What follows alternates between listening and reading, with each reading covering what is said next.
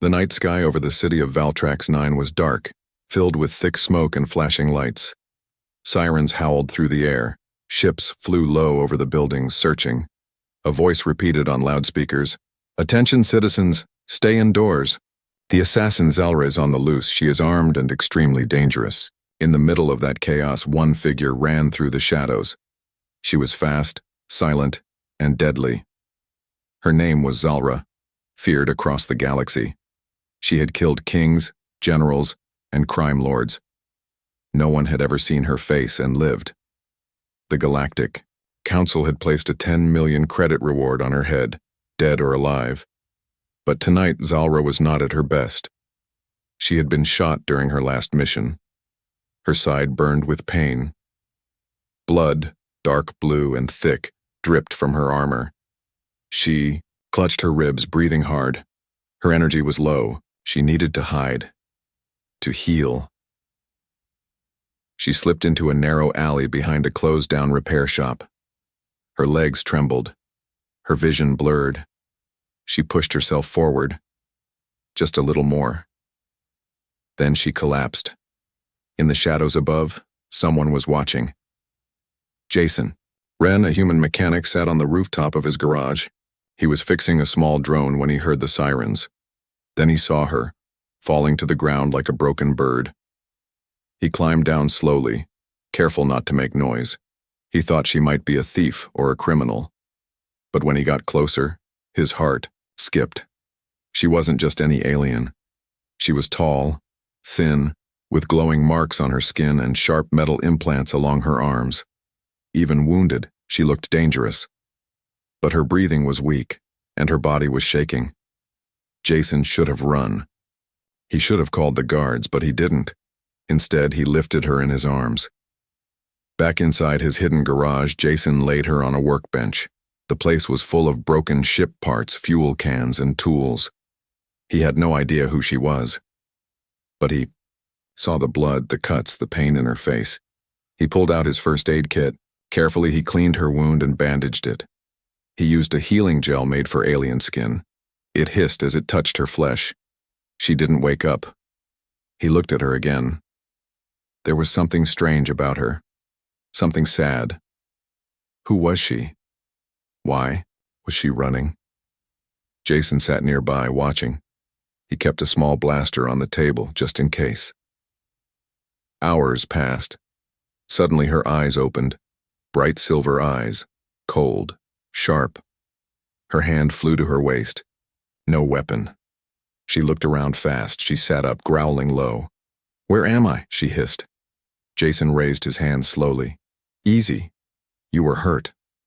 I helped you." "Why?" "You were bleeding to death," he said simply. "What else was I supposed to do?" She stared at him, confused. No one ever helped her. Most screamed or ran. He handed her water. She took it but didn't drink right away. "You're human," she said. "Last I checked." Jason smiled lightly. "Name's Jason. You don't have to tell me yours." She narrowed her eyes. "Good." Jason nodded. "Fair enough." Outside, the sirens grew louder. Search drones flew nearby. Zalra stood slowly. Her body was stiff, but her reflexes were sharp. She moved like a trained warrior, even when weak. "You shouldn't have helped me," she said. "I probably shouldn't have." Jason replied, "I'm dangerous. I figured." She looked at him. Truly looked. No fear. No greed. Just calm eyes and a kind face. For the first time in many years, she didn't feel like a monster. The next morning, soft sunlight crept through the cracks in the metal walls of Jason's garage. Machines hummed quietly. Outside, the city was tense. Drones hovered. Patrols searched every block. But inside the garage, a strange calm had settled. Zalra sat on a chair, arms crossed, eyes locked on the human who had saved her. Jason worked silently nearby, tightening bolts on a broken droid. He knew exactly who she was now. Last night, after she fell asleep, he had checked the Galactic bounty net. 10 million credits.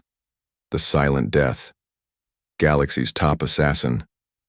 and she was sitting in his garage alive. Jason didn't say anything. He just brought her a fresh cup of water and a protein bar. She stared at it. "No poison?" she asked coldly. "I don't do poison," Jason replied. She watched him for a moment, then slowly took a bite. Hours passed. Jason fixed a plasma coil. Zalra cleaned her blade. The silence between them wasn't awkward. It was like two people from different worlds trying to understand each other without speaking. Finally, Jason said, "You're not what I expected." She raised an eyebrow. "What did you expect?" He looked at her, honest. "A monster." She was silent. Then very quietly she asked, "And now?" "I think you're someone who's tired of being hunted." Her hand gripped the knife tighter, but she didn't speak. Later that day, 2 galactic bounty hunters entered the sector. They wore heavy armor and moved like trained killers. Their scanners beeped. "Target is close, within 500 meters. They knocked on every door, asked every vendor, showed her picture around. Jason saw them on his rooftop camera feed. "They're getting close," he told her. She nodded. "I'll leave." "You can barely walk," Jason said. "If they catch you, outside you'll be dead."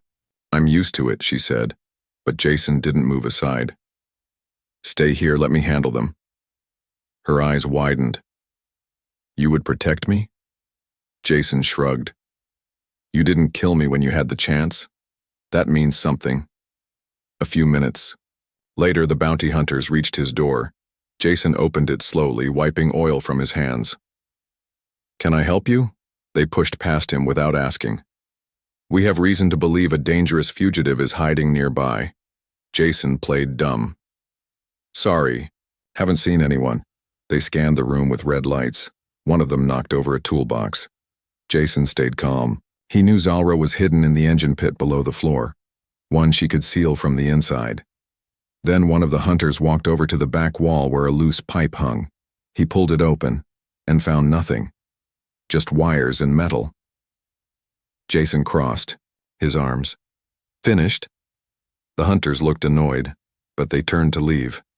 One of them stopped at the door. "You sure you're not hiding anyone?" Jason smiled. "I hide old engines, not people." They walked out. When the danger passed, Zalra emerged from the pit. "You lied for me," she said. Jason wiped sweat from his brow. "Guess I did. I don't understand you," she muttered. "You know who I am, what I've done, but you're helping me." Jason looked her in the eyes. "I don't think you're just a killer. I think someone turned you into one." Zalra turned her head. She didn't like emotions. She didn't like weakness. But something about those words hit her deep inside. For the first time, she didn't feel like running. That night, as the city slept, Zalra stared at the stars through a cracked window.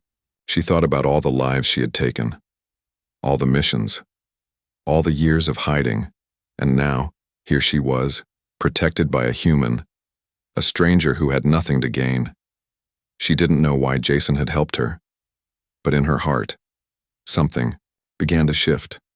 Maybe, just maybe, she didn't have to run forever. The garage was quiet. Only the soft buzz of a repair drone broke the silence. Jason worked on an old hover engine, his sleeves rolled up, face sweaty. Across the room, Zalra sat still, too still.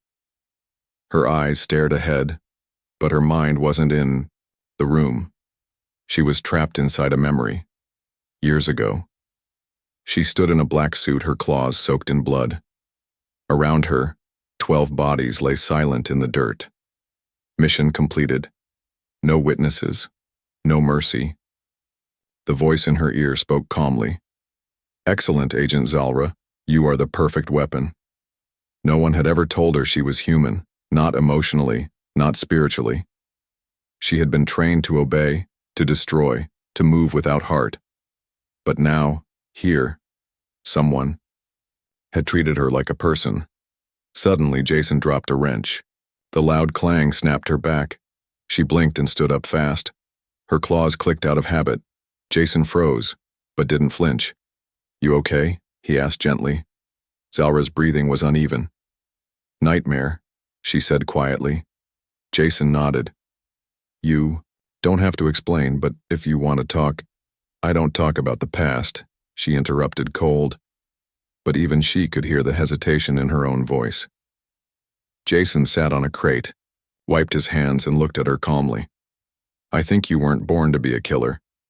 I think someone took that choice away from you." She looked down at her metal hands. "They didn't just take the choice. They took everything." That evening, Jason found an old music player and turned it on. A soft melody filled the garage. Slow, peaceful, human. Zalra had never heard music like that before. She listened silently, her eyes closed for a moment. She could still hear the screams from her past, but now they were a little quieter. Later, as they ate together, Jason told a story about his childhood, how he used to fix toys for neighborhood kids and hide from city bullies. He laughed at his own awkwardness. Zalra listened. She didn't smile, but her shoulders lowered. She had never known this kind of warmth. No team, no family, just orders. "You were lucky," she said. Jason looked at her. "Maybe, but now, I think you're here for a reason." She frowned. "What reason?" "I don't know yet," he said.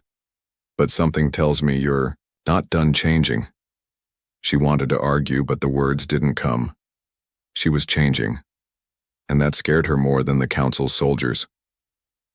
Later that night, something unexpected happened. A small alien child, no older than 8, knocked on Jason's side door. She was crying, holding a broken toy robot. Jason smiled and bent down. "You broke it again?" The girl sniffed. "Can you fix it?" "Of course." Jason took the toy and looked at Zalra. "Want to help?" Zalra froze. She was the galaxy's most feared assassin. She had ended kings and generals. Now, she was being asked to fix a toy. But Jason didn't laugh at her. The child didn't fear her. Slowly, she reached for the tools. Together, they opened the robot's chest. Zalra's claws moved carefully, surprisingly gently. Her hands, once used for killing, now adjusted a wire and snapped a loose screw back in place. The robot lit up. The child gasped. "You did it!" She hugged Zalra. The assassin didn't move at first. Then her hands shook. It had been so long since anyone had touched her without fear. The child ran off with the toy. Jason watched silently. "You saved someone today," he said. "I only fixed a toy," Zalra replied. "But you also stopped your hands from being weapons. That's a beginning." That night, Zalra stared at her reflection in the mirror. She didn't recognize the woman looking back. Her eyes looked softer. Her fingers had a tiny grease stain from the toy robot. Something was breaking inside her, but not in a bad way. For the first time, she whispered to herself, "Maybe I can be more." The sky above Valtrax 9 turned dark, even though it was midday. Massive clouds rolled in, covering the sun. But it wasn't a storm. It was a warship, Galactic Council class. It hovered over the city without warning. No message, no permission. Just silent pressure from above. Inside Jason's garage, Zalra's instincts kicked in. She stood up fast, her senses sharp. "They're here." Jason looked at her, confused. "How do you know?" "I've lived my whole life hunted," she said coldly. "I know when death comes close." Moments later, the garage's outer alarm blinked red. 2 bounty hunters, heavily armored, armed. They moved like professionals, sweeping door to door. They had tracking drones, scanners, and a scent unit tuned to her blood type. They weren't just looking. They were here to end her. Jason didn't panic. He calmly opened his wall panel and pulled out a steel crate. Inside were EMP bombs, smoke grenades, and a hidden blaster. He had been in a war once, long ago. He didn't talk about it, but the skills hadn't faded. Zalra stared. "You fought before?" "Didn't plan to again," Jason said, loading a grenade. "But for you, I will." "You're risking your life for me?" she asked. Jason looked her in the eyes. You're not the monster they say you are. You don't have to run this time. The bounty hunters arrived at the door. Jason opened it without fear. One hunter growled, "Step aside, human. You're harboring a galactic fugitive." Jason didn't move. "She's not here." We scanned her trail. Jason stayed calm. "You scanned 100 things. Could be old residue. My garage is full of alien parts." The second hunter pushed forward. "We will search." Jason's hand stayed near a button under the doorframe. A silent EMP trigger. One move too aggressive, and they'd lose their scanners. But before anyone acted, a third figure appeared from the alley. A slim shadow in a black hood. Zalra. Jason's heart skipped. "What are you doing?" he whispered. Zalra walked toward the hunters, slow and silent. Her face was calm, unreadable. "You want me?" she said. "I'm right here." Both hunters raised their weapons, but she didn't flinch. Jason shouted, "Wait!" But no one listened. Suddenly, Zalra moved. Fast. Blinding, like wind and lightning. She leapt forward, struck the first hunter's weapon and smashed it to the ground. Then twisted midair, kicked the second's helmet and rolled away before either could recover. But she didn't kill. She disarmed, disabled, escaped. Jason threw a smoke bomb, the street filled with fog. He grabbed her hand and pulled her back, into the garage. They sealed the door. Inside, Zalra breathed hard. Jason looked at her. "You could have ended them." "I know," she whispered. "But you didn't." "I didn't want to," she said, confused by her own words. Jason smiled softly. "That's what makes you different now." Later that night, the council ship pulled away. The bounty hunters had reported failure, but the tracker on one of their boots had logged Zalra's heat signature. And now, the council would send more than hunters. They would send cleaners, the kind that didn't leave survivors. Inside the garage, Zalra stared at her hands again. "Today I fought without killing," she said. Jason nodded. "And you saved me too." Zalra looked at him. "If you hadn't pulled me back, I might have fallen again." Jason didn't say anything. He just placed a hand on her shoulder. "You're not falling," he said. "You're learning how to stand." She didn't reply. But something heavy in her chest, something called guilt, began to slowly change into something warmer. The morning after the fight, the city was quiet, but not in a peaceful way. It was the silence before a storm. Inside the garage, Jason sat alone, staring at a hollow screen. His fingers hovered over the controls, hesitating. A wanted file blinked on the screen. Subject, Zalra. Alias, the silent death crimes, 342 confirmed kills, 17 political assassinations, galactic terror level, red reward, 10,000 credits, dead or alive. The screen showed footage, her face half-shadowed, eyes cold, bodies behind her. Jason swallowed hard. He had suspected before. Now it was confirmed. The woman he'd brought into his home was the most dangerous being in the galaxy. And yet she had fixed a toy robot. She had spared the bounty hunters. She had laughed just once at his dumb jokes. Who was she, really? Behind him, Zalra stepped into the room. Her armor was off, and her long, dark hair hung loose. She saw the screen. She didn't speak. Jason turned to her. "Why didn't you tell me?" She didn't flinch. "You would have thrown me out." "I should have," Jason said honestly. "I should have the moment I saw your file." Silence. "But I didn't." She looked at him carefully. "Why?" "Because I've seen killers before," Jason said. "Real ones. And none of them cry in their sleep." Her breath caught. She turned her face away. Jason stepped closer. "You think I can't see the war inside you? You're fighting it every hour," she whispered. "I was made to kill. They trained me from the age of 5. I never had a name, just missions." She sat down slowly, voice shaking for the first time. They put wires in my bones, cut out things that made me soft. I wasn't allowed to dream. I wasn't allowed to feel. Every time I hesitated, they shocked me. Every mistake meant pain, so I stopped making mistakes. Jason listened. I didn't choose this life, she said, but I still lived it. I've done horrible things, Jason. Things that don't go away. He walked to her, knelt beside her chair. We've all done things, he said softly. But you're not doing them now. That matters. She looked into his eyes, searching for the lie. She didn't find one. That night, Jason showed her something, a secret. He opened a hidden panel under the garage floor. Inside was a locked chest. He typed a code. The lid opened with a hiss. Inside lay a rusted soldier's helmet, marked with blood. Beside it, a medal and a broken photo of a man in uniform holding a small child. My past, Jason said quietly. I was a soldier too, fought in the Red Wars. I did things I regret. I walked through villages I couldn't save. I followed orders, even when they broke me. He picked up the photo. My wife left.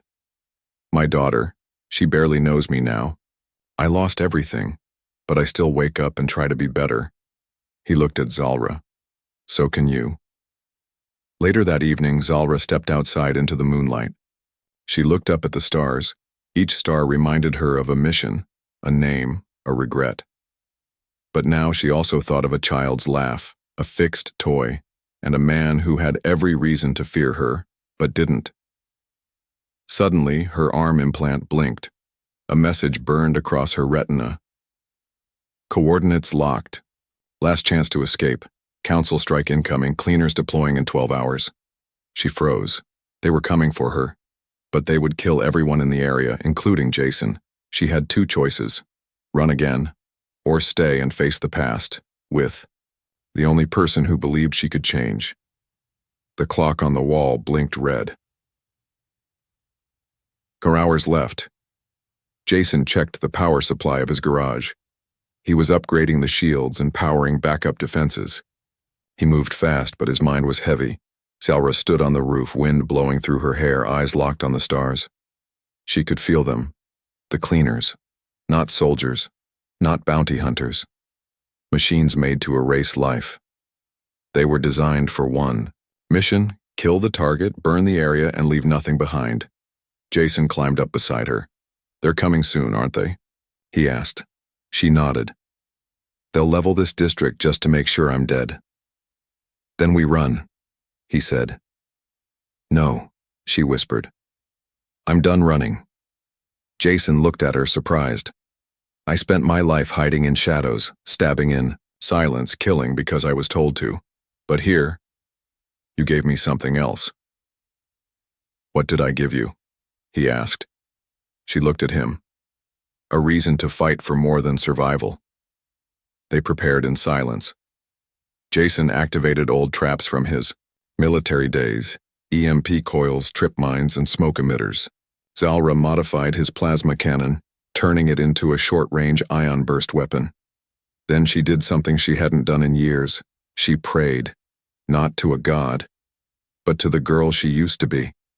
A child before the weapons, before the orders. The first, cleaner dropship arrived just after midnight. It hovered like a silent god of death, then released 6 silver-armored machines. No faces, no voices. Just glowing red eyes. They moved in perfect formation, scanning, locking targets, advancing. Zalra stood at the front of the garage. Her body still hurt from past wounds, but her eyes burned bright, not with rage, but with purpose. The cleaners fired first, pulse beams slicing through the air. Zalra dodged, rolled, and threw a shock disc, short-circuiting one of them. Jason, hidden on a rooftop, fired his modified ion blaster. Direct hit. One cleaner exploded in blue sparks, but more landed. They were fast, relentless. One reached the garage door and prepared to detonate. Jason jumped down, covering the door with his body. But before the blast, Zalra tackled the cleaner, pulled it back and stabbed its core with her claw. The explosion was smaller. It only burned the alley. Jason looked up, shocked. "You saved me," she breathed hard. "You saved me first." But they were surrounded now. 4 more cleaners marched forward, weapons glowing. Zalra was bleeding again. Jason's gun overheated. Looked like the end. Then she turned to him and said, "I'm going to draw them away. You run." "No," he said firmly. "You don't understand. If I die, the mission ends. They'll leave." "I do understand," Jason replied. "But I won't survive without you either." They looked at each other. Then, without words, they stood side by side. The cleaners charged. Jason tossed a sonic grenade, blinding them for a second. Zalra leaped into the air, landing on one's shoulders and twisting its head free. Jason shot. Another in the legs, buying her time. Together they fought, not as killer and mechanic, but as 2 broken souls who had chosen to protect each other. The battle raged for 15 minutes, and when the dust settled, only 2 figures stood. Zalra, limping but alive. Jason, burned, bruised, but breathing. The last cleaner tried to crawl away. Zalra stepped forward. For a moment she raised her blade, but then she dropped it. She knelt down, placed her hand on the machine's core and whispered, "No more death." She ripped out the power cell and shut it down, without killing. As the Council's ship scanned the area, it received a false reading. All targets eliminated. It turned and left the sector. They thought she was dead. But she was more alive than ever before. Inside the garage, Jason helped her sit down. "You didn't have to spare that last one," he said. "I did," she answered. "Because today, I became something new." He smiled. "So, what now?" She leaned her head against the wall and closed her eyes. "Now, I stop being what they made me, and start becoming who I choose to be." The sun rose over Valtrax 9 for the first time in days. There were no sirens, no shadows, no sound of warships in the sky, only peace. Inside the rebuilt garage, Zalra sat beside a small workbench, soldering tiny wires into the arm of a robot toy. Her hands, once made to kill, now moved gently, calmly, with care. Behind her, Jason walked in holding 2 cups of hot syntha tea. "You fixed it again?" he asked with a smile. She nodded. The child dropped it during the chaos. He handed her the cup. "You've gotten good at that." She looked up at him. "Fixing things?" "No," he said, choosing not to break them in the first place. Held his eyes for a moment, then looked down and smiled. Weeks had passed since the cleaner attack. The Galactic Council had declared Zalra dead. The bounty was removed. Surveillance ended. She was finally free. But freedom came with a question. Who was she now?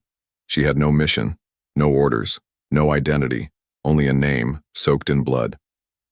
That night she stood on the roof of the garage, staring at the stars, the same stars she used to kill under, the same stars she once ran from. Jason joined her, a blanket over his shoulders. "I know that look," he said. "You're thinking again." She didn't answer right away. Then she said, "I've always been someone else's weapon, never mine." "Maybe it's time for a new name," he said softly. She blinked. "Why?" "Because you're not her anymore." She turned away, fighting emotion. "I don't know who I am." Jason reached into his pocket and handed her something, a small nameplate made from scrap metal, polished until it gleamed. It read, "Lyra." She held it gently. "What is this?" "It's what you deserve," he said. "A name that means nothing to the Council. A name that belongs to you, and no one else." She stared at it, eyes wide. And for the first time, a tear fell. Not from fear, not from pain, but from relief. From that day forward, the galaxy forgot the name Zalra. She became Lyra, the quiet mechanic who worked beside a human in a dusty garage. Children brought her broken toys. Travelers brought faulty parts, Jason joked. She rolled her eyes, but deep inside she felt something she had never known. Home. One afternoon, A merchant ship broke down near the city gates. The captain knocked on their shop door, desperate for help. Lyra went out to assist. She bent over the engine, pulling out tools, explaining the problem in simple terms. The merchant watched her, surprised. "You're not human," he said. "No," she replied. "You're calm for your kind," he added nervously. She looked at him, expression steady. "We are all more than what we were trained to be." The merchant blinked, then nodded. That night, Jason and Lyra sat under the stars again, just like before. He asked her, "If the galaxy found out you were alive, would you run?" She shook her head. "Not anymore. I won't run from myself. And if they come again?" "I'll protect this life," she said. "Not just for me, for what we've built." Jason smiled. "You've changed." She looked at him. "No, I finally started becoming who I was meant to be." In the silence, a wind blew gently across the rooftop. Somewhere far beyond that sky, warships still flew. Armies still marched. Bounties were still offered, but none of that mattered now, because one assassin had found something more powerful than a mission. She had found mercy, purpose, and love. And in that quiet little garage on the edge of the stars, Zalra was finally gone. Lyra had been born.